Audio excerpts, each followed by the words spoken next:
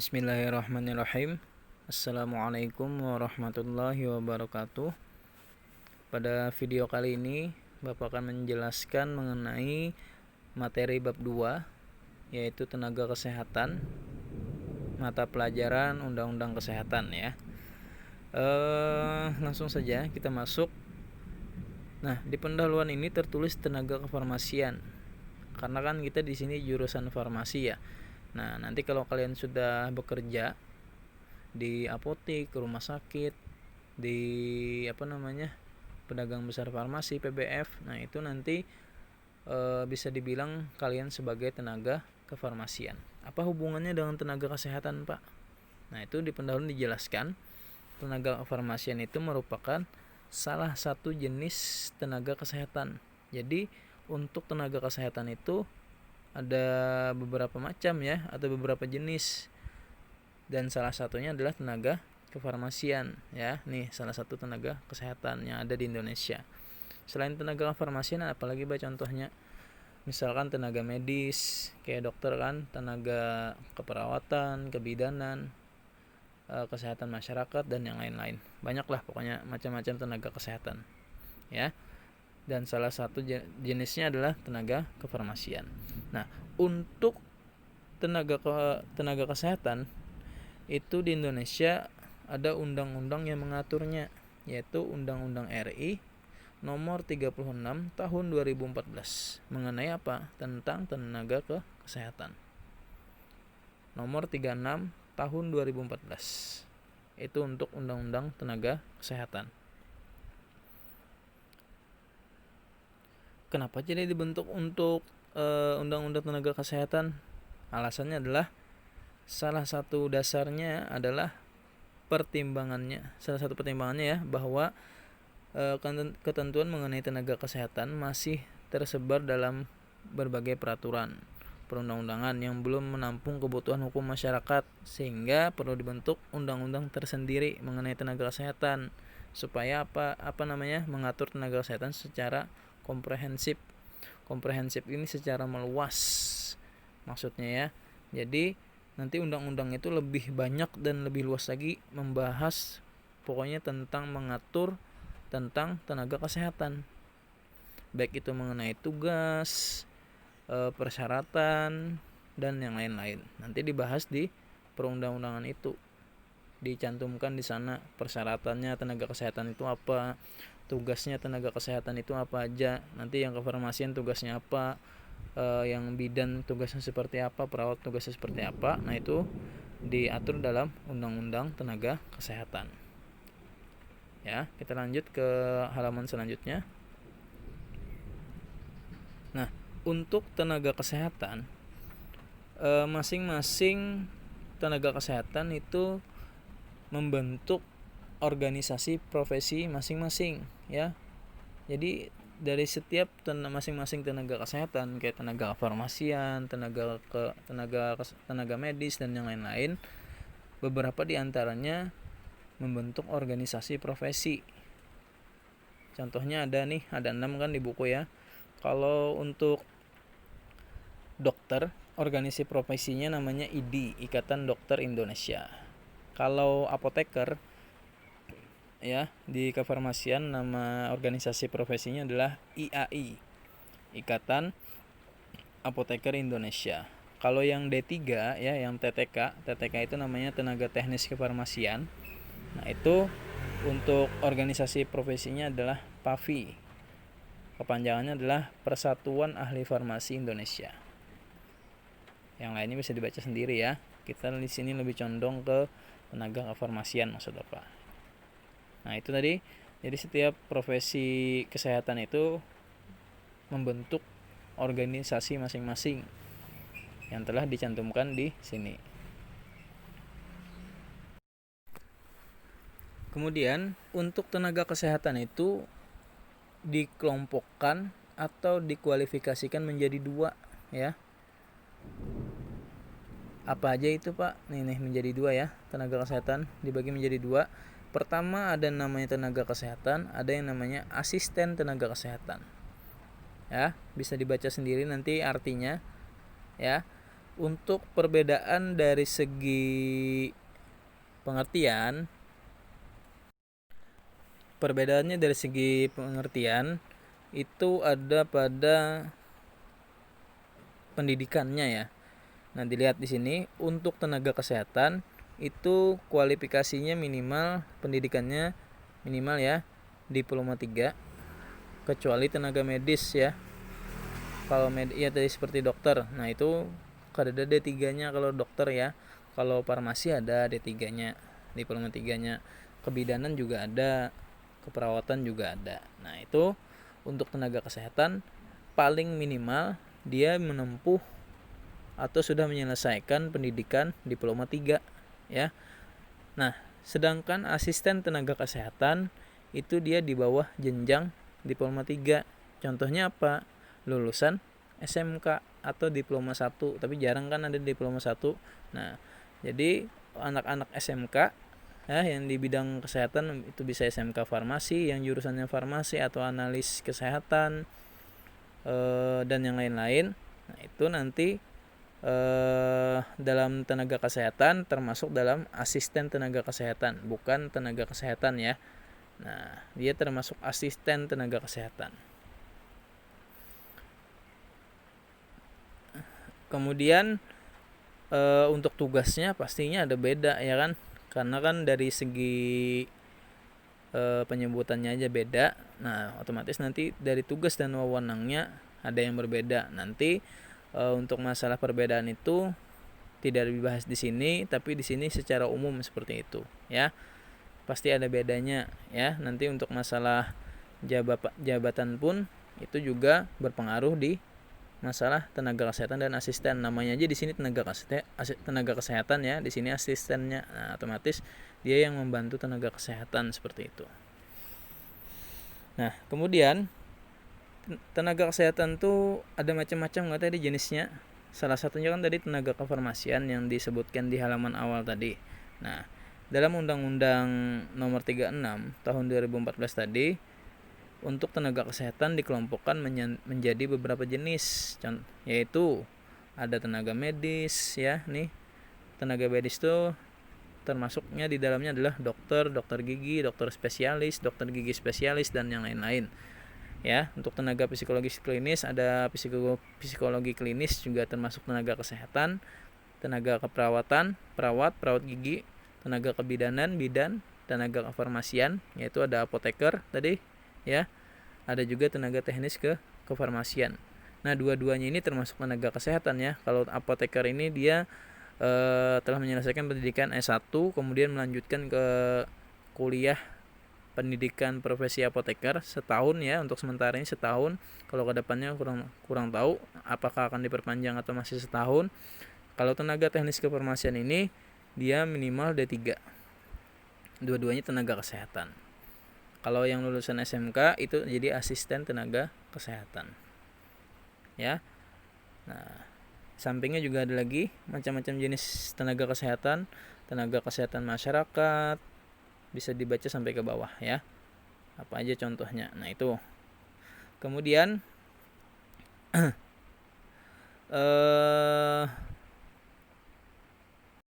dalam Undang-Undang Nomor 36 Tahun 2014 tadi juga selain membagi beberapa kelompok tenaga kesehatan, di dalamnya juga mengatur mengenai macam-macam ya. Seperti yang Bapak jelaskan di awal tadi, ada yang mengatur juga mengenai tugasnya kan, ada hak dan kewajiban. Ya, kewajiban kita termasuk ada tugasnya juga kan. Sanksi administratif kalau tidak melakukan kecurangan dan yang lain-lain lah. Ada ketentuan pidananya, penyelenggaraan keprofesian seperti apa, ada mengatur organisasi profesinya juga ya, ada juga Konsil Tenaga Kesehatan Indonesia. Nah, macam-macam mengatur yang dalam undang-undang itu. Nah, jadi di dalam undang-undang tadi supaya lebih secara komprehensif ya atau secara meluas dibahas semua hal yang berkaitan tentang tenaga kesehatan supaya lebih jelas kayak gitu tentang mengenai hak dan kewajiban dan yang lain-lain. Oke, kita lanjut. Jadi Tadi sudah kita sedikit membahas mengenai macam-macam tenaga kesehatan dan undang-undangnya ya. Nah, kemudian kita lebih khusus masuk ke ranah mengenai farmasi, ya kan? Nah, di sini ada klasifikasi tenaga kefarmasian. Nah, jadi kita ada pengertiannya ya di sini. Untuk pekerjaan kefarmasian itu ada diatur dalam peraturan pemerintah ya, atau PP nomor berapa, nomor 51 tahun 2009. Itu di sana mengatur tentang pekerjaan kefarmasian. Nah, menurut PP 51 tahun 2009, pengertian tenaga kefarmasian adalah tenaga yang melakukan pekerjaan kefarmasian yang terdiri atas apoteker dan tenaga teknis kefarmasian. Seperti yang kita bahas sebelumnya tadi kan. Nah, itu termasuk tenaga kesehatan di bidang tenaga kefarmasian. Nah, itu. Nah, kan ada apoteker dan ada tenaga teknis kefarmasian. Kemudian apa bedanya apoteker dengan tenaga teknis kefarmasian, Pak? Di bawahnya ada pengertian. Apoteker adalah sarjana farmasi yang telah lulus apoteker dan telah mengucapkan sumpah jabatan apoteker. Ya. Jadi dia telah lulus kuliah S1 ya, sarjana ya kan, S1. Kemudian ada kuliahnya lagi profesi selama 1 tahun. Sudah. Nah, nanti kalau sudah selesai kuliah profesi itu, sebelum resmi menjadi apoteker, nanti ada yang namanya acara sumpah profesi atau jabatannya. Nah, itu nanti ada proses penyumpahannya di dalam sana. Supaya apa? Supaya para profesi apoteker ini bersumpah akan melaksanakan tugasnya dengan sebaik-baiknya dan yang lain-lain lah isinya seperti itu. Nah, maka itu bisa dikatakan dia sebagai apoteker kalau dia sudah diambil sumpahnya dan sudah menyelesaikan pendidikannya. Kalau tenaga teknis kefarmasian adalah tenaga yang membantu apoteker. Nah, ya, di dalam menjalankan tugas kefarmasiannya. Jadi tenaga teknis kefarmasian ini yang membantu apoteker bertugas. Kalau dulu itu namanya AA ya. Sekarang kan TTK nih, tenaga teknis kefarmasian. Kalau dulu AA namanya. AA itu asisten apoteker. Dulu namanya asisten apoteker, sekarang diganti menjadi tenaga teknis kefarmasian atau TTK. Jadi kalau misalkan nanti kalian ada mendengar dia AA, nah itu berarti asisten apoteker. Tapi sekarang namanya sudah diubah ya menjadi TTK, tenaga teknis kefarmasian. Jadi tugasnya kan tadi membantu apoteker ya dalam menjalankan tugas kefarmasian. Nah, ini dia untuk tingkat pendidikannya tadi minimal D3 ya kan, atau diploma 3. Itu gelarnya nanti D3 itu biasanya AMD. Kepanjangannya AMD itu ahli media. AMD ahli media. Kalau D3 farmasi AMD Farm gelarnya ya. Kalau S1 kan S-Farm seperti Bapak ya. Kalau sudah apoteker nanti S-Farm apoteker. Sekarang untuk letak gelar apoteker ada di depan nama ya, kayak Ibu Herlisa, Ibu Hadijah, Pak Ipan. Nah, itu nanti di depan gelarnya apotekernya. Kayak dokter juga. Kalau dulu itu di belakang. Sekarang baru-baru ini 2019 tadi sudah ada ketentuannya sekarang ditaruh di depan untuk gelar apoteker. Seperti itu. Lanjut ke halaman selanjutnya. Ya, baik. Kita bahas mengenai pekerjaan kefarmasian ya. Nah, tadi kan untuk pekerjaan kefarmasian diatur dalam peraturan pemerintah nomor 51 tahun 2009. Nah, dalam pekerjaan kefarmasian di buku ini dijelaskan ada 3 ya. Kita langsung ke poin-poinnya aja ya. Pertama, fasilitas produksi sediaan farmasi. Kedua, fasilitas distribusi sediaan farmasi. Yang ketiga, fasilitas pelayanan kefarmasian. Apa bedanya? Nah, pertama kita bahas dulu fasilitas produksi sediaan farmasi. Tuh ya, kerjanya di mana kalau untuk fasilitas produksi farmasi ini biasanya kerjanya di industri obat atau industri farmasi ya. Industri bahan bakunya juga bisa, yang mengolah bahan baku sebelum menjadi obat bisa ada juga industrinya seperti itu yang cuma menyediakan bahan bakunya tetapi tidak memproduksi sediaannya. Ada juga obat tradisional, kosmetik juga nih termasuk bekerja itu pekerjaan kefarmasian di bidang fasilitas produksi ya, sediaan farmasi. Kemudian yang kedua, fasilitas distribusi sediaan farmasi. Itu kerjanya apa Pak? Di mana? Di PBF atau pedagang besar farmasi. Nah, itu dia biasanya kerja di sana membantu distribusi ya, distribusi obat. Yang dari pabrik kan biasanya banyak tuh produksinya. Kalau apotek kan enggak, kalau nukar sekali banyak belum tentu kan ada uangnya. Jadi biasanya yang membeli banyak dari pabrik itu adalah PBF ini atau pedagang besar farmasi. Namanya aja pedagang besar farmasi, otomatis dia menjual atau membeli produknya secara besar-besaran, baru nanti didistribusikan lagi ke apotek-apotek atau rumah sakit supaya dia yang mendistribusikannya seperti itu. Nah ya, jadi di sini juga ada apotekernya, ada sales juga. Salesnya yang di PBF ini bisa lulusan farmasi juga bisa tidak ya, namanya juga sales kan ya, bagian yang menawarkan produk. Nah ada juga apotekernya di dalam sini yang bertugas sebagai apoteker penanggung jawab di sana. Nah itu di bagian fasilitas distribusi sediaan farmasi. Kemudian yang ketiga ada fasilitas pelayanan kefarmasian. Nah, tadi kan yang pertama tentang produksi, yang kedua tentang distribusi, yang ketiga pelayanan. Nah, ini dia bekerjanya biasanya di apotek atau instalasi farmasi rumah sakit, IFRS biasanya singkatannya ya. Puskesmas juga. Nah, itu kan bagian pelayanan. Ya, yang kayak melakukan pelayanan kefarmasian. Nah, itu di bagian pelayanan. Itu bedanya ya untuk yang fasilitas produksi, distribusi dan pelayanan. Kemudian kita masuk ke perizinan tenaga kesehatan ya. Nah, di sini tenaga kesehatan itu tidak sembarangan langsung bertugas ya. Dia juga harus mendapatkan izin dulu sebelum bertugas seperti itu.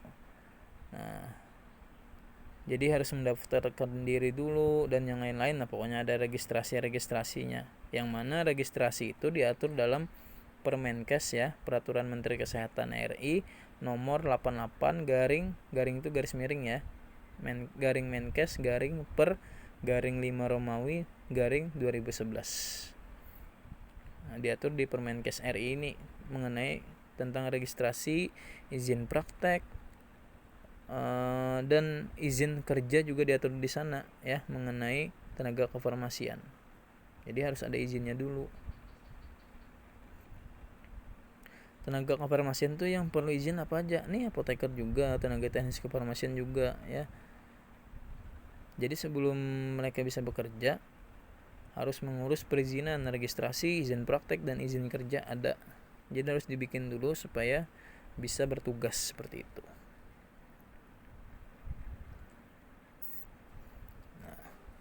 Ya, untuk di sini nanti kalian baca aja ya yang di bawahnya. Kita langsung ke halaman selanjutnya. Nah, pertama di sini ada definisi dan pengertian dalam Undang-Undang Kesehatan ya mengenai macam-macam surat registrasi, izin dan yang lain-lain ya untuk kefarmasian. Untuk tenaga kefarmasian pertama ada STRA ya, atau surat tanda registrasi apoteker. Itu namanya STRA. Adalah bukti tertulis ya yang diberikan oleh Menteri Kesehatan ya kepada apoteker yang telah diregistrasi atau yang sudah terdaftar. Kalau tidak terdaftar atau tidak mempunyai STRA, maka dia tidak bisa dibilang sebagai apoteker karena dia tidak terdaftar atau tidak terregistrasi sebagai apoteker di Kementerian Kesehatan. Selain harus menyelesaikan pendidikan, juga harus mendaftarkan diri juga, diregistrasikan dulu. Ya, nama suratnya adalah STRA. Kemudian untuk tenaga teknis kefarmasian, untuk surat registrasinya namanya STR-TTK. Surat tanda registrasi tenaga teknis kefarmasian. Ya, jadi kalau surat tanda registrasi apoteker tadi STRA, kalau yang TTK-nya adalah STR-TTK. Nah, ada juga yang namanya STRA khusus. Apa bedanya dengan STRA biasa? Kalau yang khusus ini adalah bukti tertulis untuk apoteker warga negara asing atau yang bukan warga negara Indonesia, ya, yang lulusan dari luar negeri lah, pokoknya yang bukan menyelesaikan pendidikan profesi apotekernya di Indonesia tapi di luar negeri. Nah itu nanti dia dapatnya STRA khusus seperti itu, ya. Itu tadi surat registrasi ya. Kemudian ada yang namanya surat izin. Nah, surat izin untuk apoteker sebelum praktek itu ada, dia kalau mau praktek di apotek, baik rumah sakit dan yang lain-lain, harus memiliki yang namanya SIPA. Ya, surat izin praktek apoteker.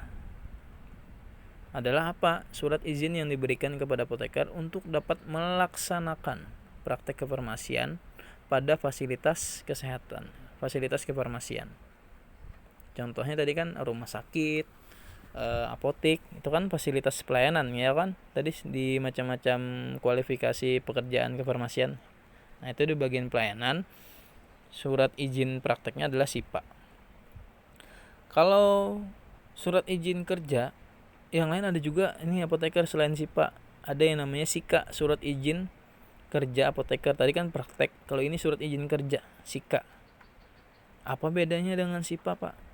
Nah ini sama aja, izinnya untuk bekerja, untuk melaksanakan pekerjaan kefarmasiannya. Ya, SIPA tadi juga untuk melaksanakan pekerjaan kefarmasian, SIKA juga sama.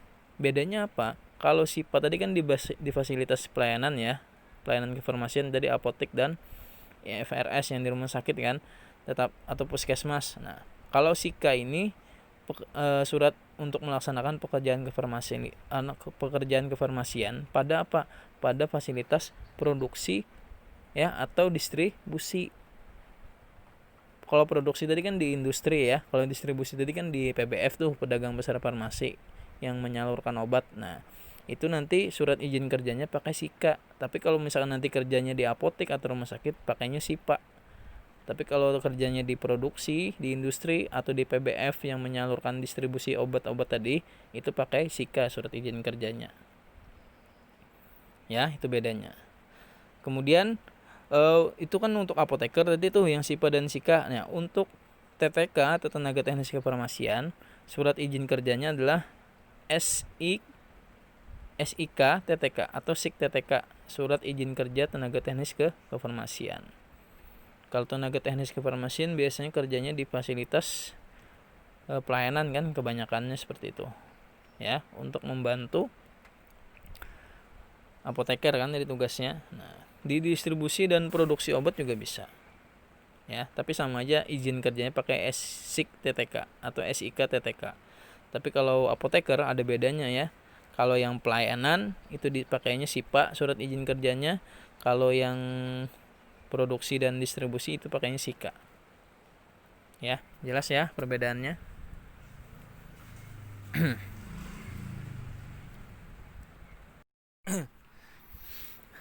Baik, selanjutnya surat tanda registrasi. Nah, jadi kan tadi surat tanda registrasi kan tadi kalau untuk apoteker itu STRA ya. Kalau untuk TTK STR TTK. Nih untuk apoteker, nih untuk TTK. Ya. Nah itu tadi surat tanda registrasi itu macam-macam nih nanti yang harus dipenuhi persyaratannya dan yang lain-lain ya. Ini untuk mendapatkan STR TTK, seorang tenaga teknis kefarmasian wajib memenuhi beberapa persyaratan katanya ya kan, memiliki ijazah sewaktu dalam pendidikan, kemudian memiliki surat keterangan sehat fisik mental dari dokter. Nah macam-macam kan tuh persyaratannya, bisa dibaca sendiri. Nah dan nanti ini kita bahas mengenai lebih condong lagi ke tenaga teknis kefarmasian ya, karena nanti kan kalian kalau sudah menyelesaikan diploma 3 ya atau asisten tenaga kefarmasian, itu kan mengurusnya tentang STR TTK ya. Nah itu sekarang kita lebih condong ke TTK. Nah TTK nanti kan untuk surat tanda registrasinya kan STR TTK nih. Nah itu nanti dikeluarkan oleh menteri apa Pak? Menteri Kesehatan lah pastinya. Ya, nanti bisa juga menteri itu mendelegasikan pemberian STRTK ini kepada pejabat kesehatan yang berwenang di pemerintahan daerah provinsi tersebut. Dan nanti STR-TTK atau STR apoteker tadi juga itu ada masa berlakunya, yaitu selama 5 tahun. Kalau sudah 5 tahun lewat, diperpanjang tuh. Nah, kalau sudah diperpanjang jangkanya juga 5 tahun karena perbaharui lagi, diperpanjang kayak SIM juga kayak gitu. Nah,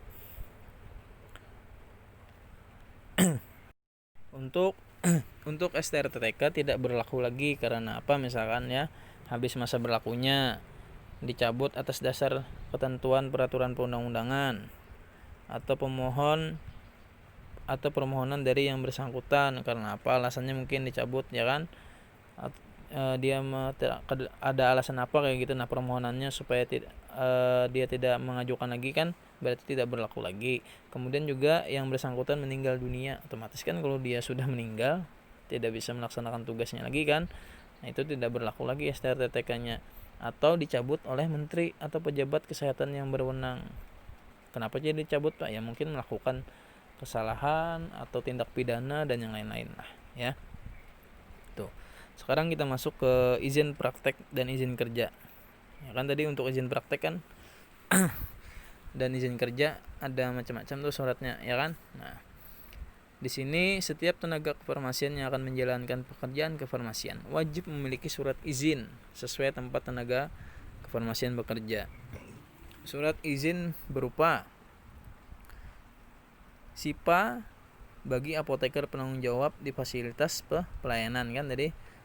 SIPA bagi apoteker pendamping di fasilitas pelayanan farmasi. Nah ya, apoteker ini nanti di apotek itu ada yang namanya APJ ya, apoteker penanggung jawab. Ada juga yang namanya APING, apoteker pendamping. Sama-sama apoteker, sama itu. Tapi mungkin lebih dahulu apoteker penanggung jawabnya yang bekerja di sana. Jadi ada APING-nya juga yang mendampingi kalau misalkan nanti sewaktu-waktu APJ-nya mungkin ada berhalangan atau mungkin dalam melaksanakan tugasnya juga meringankan tugas dari apoteker penanggung jawab kayak gitu. Nah, supaya bukan cuma satu orang yang bekerja tapi ada pendampingnya. Nah, terus kalau apoteker ada pendampingnya, TTK-nya ngapain, Pak? Ada tugas yang lain lagi juga, ya kan, kayak meracik dan yang lain-lain. Biasanya kan kalau apotekernya nanti ada PIO ke pasien atau menyampaikan tentang informasi obat itulah ke pasien mengenai cara penggunaan, efek samping, cara meminumnya dan yang lain-lain lah seperti itu. Ya. Kemudian ada SIKA. Nah, SIKA ini kan kalau yang bagi apoteker untuk fasilitas produksi atau fasilitas distribusi, ya kan? Tadi yang pelayanan kan SIPA, kalau SIKA ini untuk yang produksi atau di distribusi. Kemudian untuk SIK TTK atau SIK TTK bagi tenaga teknis kefarmasian melakukan pekerjaan farmasian pada fasilitas kefarmasian, bisa di pelayanan, bisa di produksi atau distribusi. Tapi yang seringnya di Banjarmasin ini kalau tidak pelayanan, distribusi.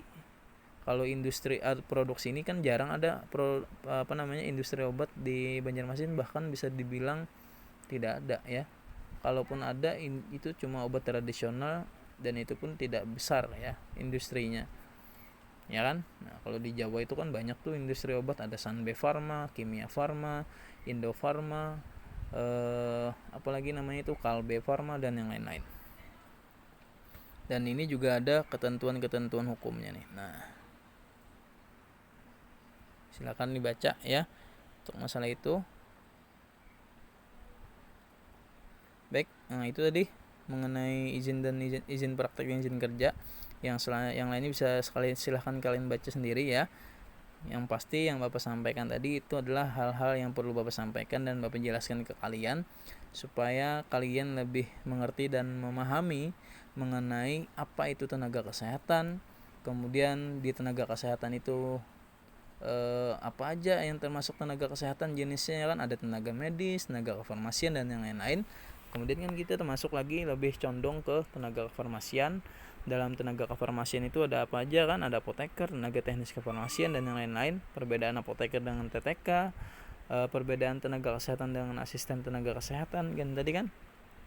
Juga ada membahas tentang surat menyurat, tentang izin kerja, izin praktek, bahkan surat tanda registrasi pun juga harus dipahami kayak gitu. Nah, karena nanti kalau kalian sudah mulai bekerja, pasti ada beberapa hal-hal administratif yang harus kalian selesaikan. Sama seperti kalian sekolah, sebelum sekolah di ISPI kan sebelumnya ada pendaftaran, tes, pembayaran, ini itu kan administrasi. Sama kan nanti juga kalau kalian sudah menyelesaikan pendidikan di salah satu profesi, pasti ada beberapa administrasi yang harus diselesaikan atau yang diurus seperti itu.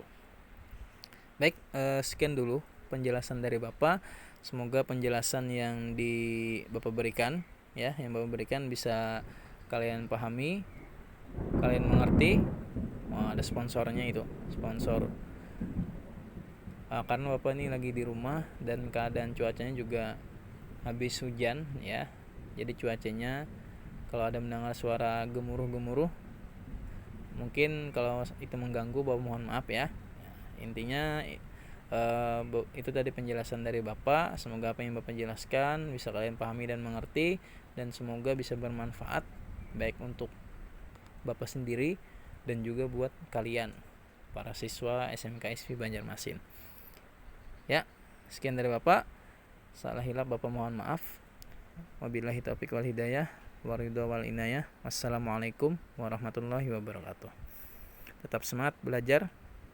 Selamat melanjutkan aktivitas.